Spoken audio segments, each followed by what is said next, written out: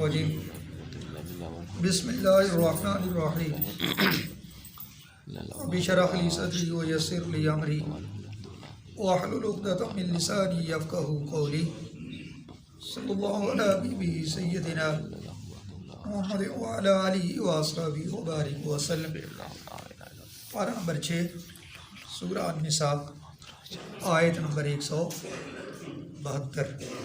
ارشاد باری تعالیٰ ہے لن یستنکف المسیح ان یکون عبدا للہ وللملائکۃ المقربون ومن یستنکف عن عبادتہ ویستکبر فسیحشرهم الیہ جمیعا۔ پیچھے آپ جو آیتیں آپ نے سنی اللہ تعالیٰ کے فضل و کرم سے، ان کے اندر حضرت عیسیٰ علیہ السلام کے متعلق عیسائیوں کا جو عقیدہ کہ وہ خدا کے بیٹے،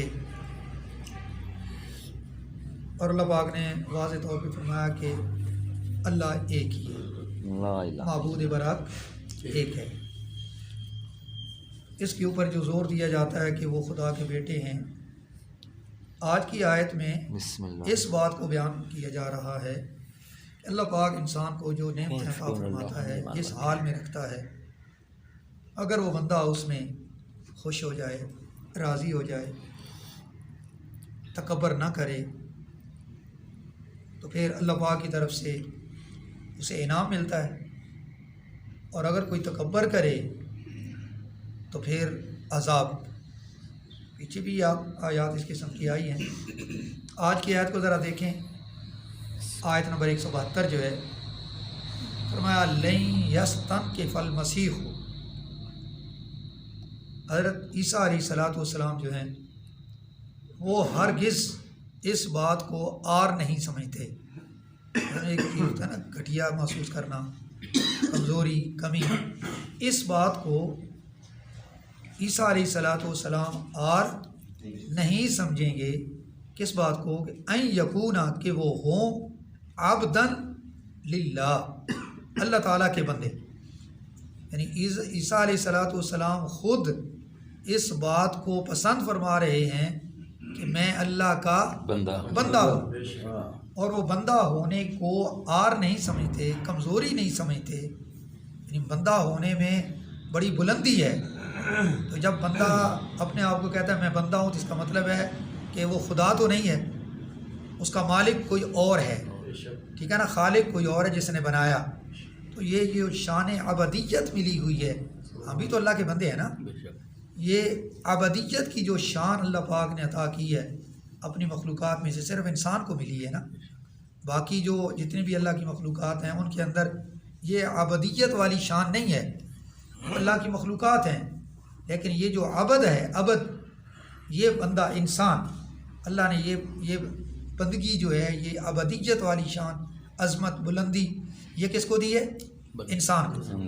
اللہ تعالیٰ کے جتنے بھی نبی اس دنیا میں تشریف لائے وہ بھی سارے عبد تھے، اور انہوں نے اپنے آپ کو عبد سمجھنے میں عزت سمجھی، یہ باعث عزت لفظ ہے۔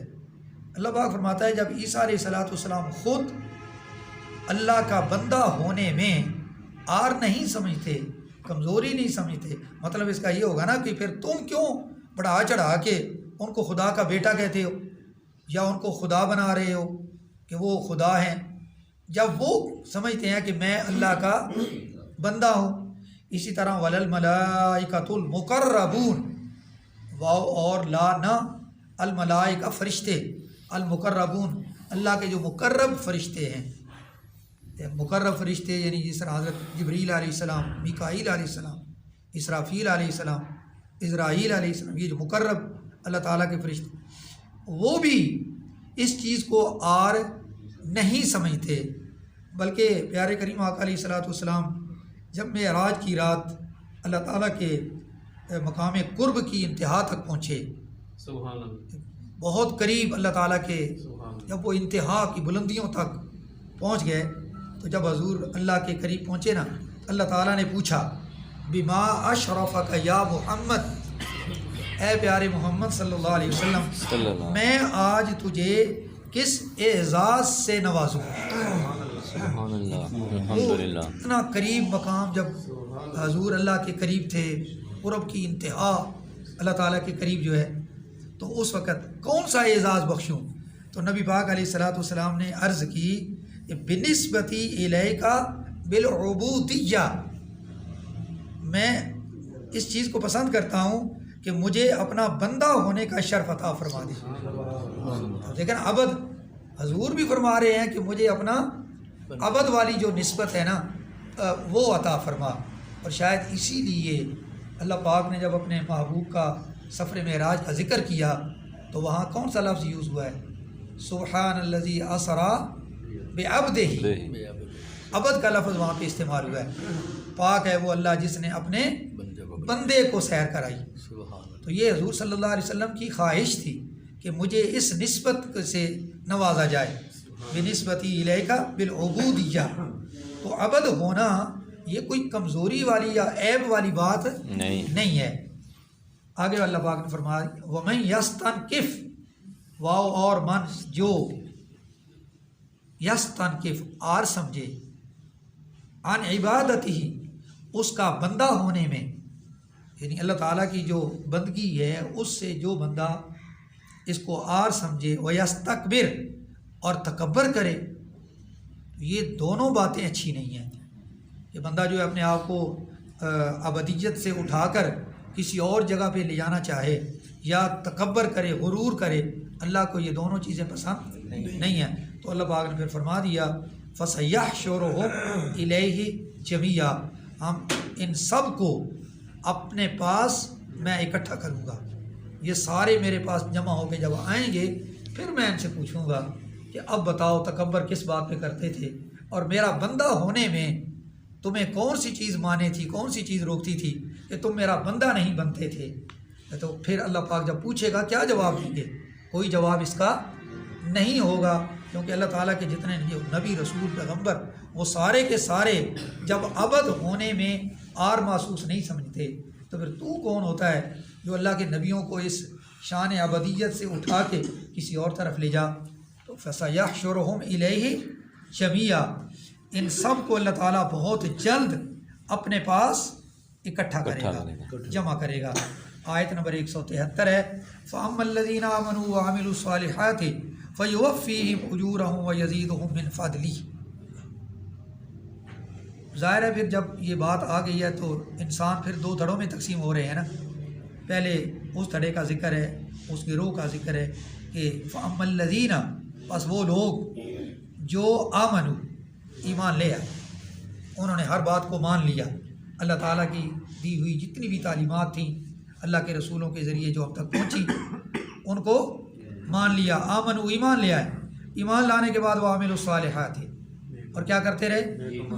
نیک عمل کرتے رہے، گھر میں، گھر سے باہر، معاشرے میں، جہاں کہیں بھی ہوں، نیک اعمال کرنا یہ ان کا کام ہے، اچھی بات ہے۔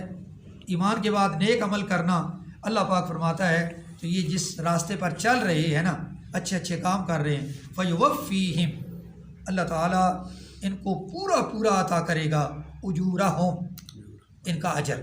جتنے بھی یہ نیک کام کر رہے ہیں، ان کی نظر میں کوئی چھوٹے ہیں کوئی بڑے ہیں، اللہ پاک کے پاس کوئی چھوٹا بڑا نہیں ہے۔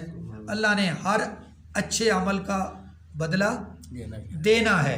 فَيُوَفِّيهِمْ أُجُورَهُمْ، اللہ تعالیٰ ان کو ان کا پورا پورا اجر عطا، کوئی کمی بیشی نہیں ہے، پورا اجر دیا جائے، بلکہ اللہ پاک اپنے فضل و کرم سے بھی کچھ عطا کرے گا۔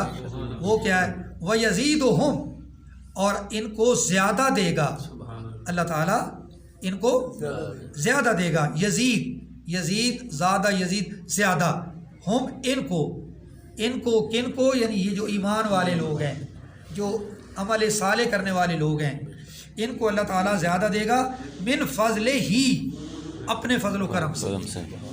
تو یہ مزید اللہ پاک کی طرف سے انعام ملے گا کہ تم نے میری بات کو مانا، تم نے اچھے کام کیے، یہ تو تمہارا پورا پورا اجر ہے۔ پہلے تو اجر دے گا نا پورا پورا، اس کے بعد اللہ پاک اپنی طرف سے فرمائے گا یہ میری طرف سے تمہیں انعام ہے۔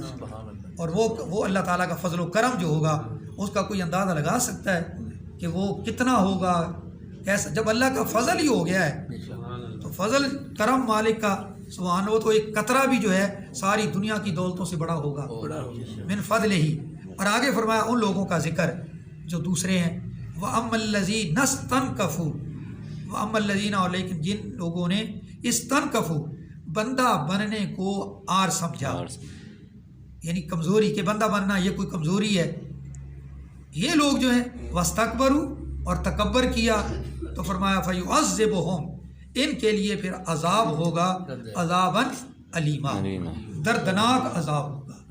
ایسا عذاب ہوگا کہ جب انہیں دیا جائے گا تو درد کی وجہ سے تکلیف کی وجہ سے ان کی چیخیں نکلیں گی.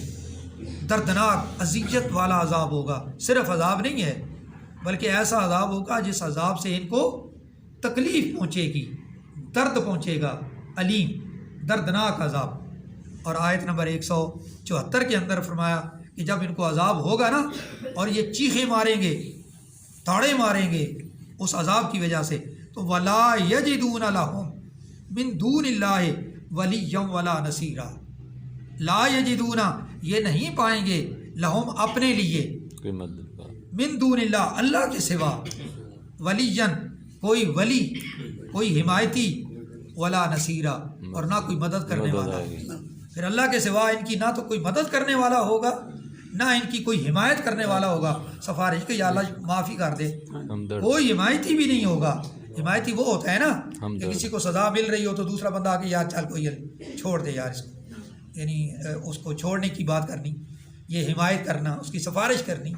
تو قیامت والے دن ان لوگوں کا نہ تو کوئی حمایتی ہوگا اور نہ کوئی ان کی مدد کرنے والا ہوگا.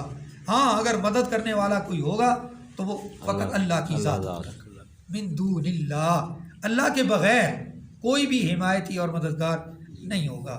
آج کی 3 آیات ہم نے پڑھی سمجھی جن کے اندر اس بات کا ہمیں جو سبق ملا ہے کہ اللہ تعالیٰ ہمیں ایک تو ہم اللہ تعالیٰ کے بندے الحمدللہ شکر ادا کرنا چاہیے.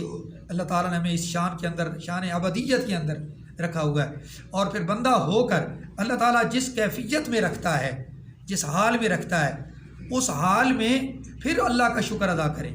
اگر آپ کو اللہ نے دولت دے دی ہے، بڑی عزت دے دی ہے، بڑا مرتبہ دے دیا ہے، بڑی بلندیاں دے دی ہیں تو تکبر نہیں کرنا، کیونکہ تکبر کرو گے مارے جاؤ گے.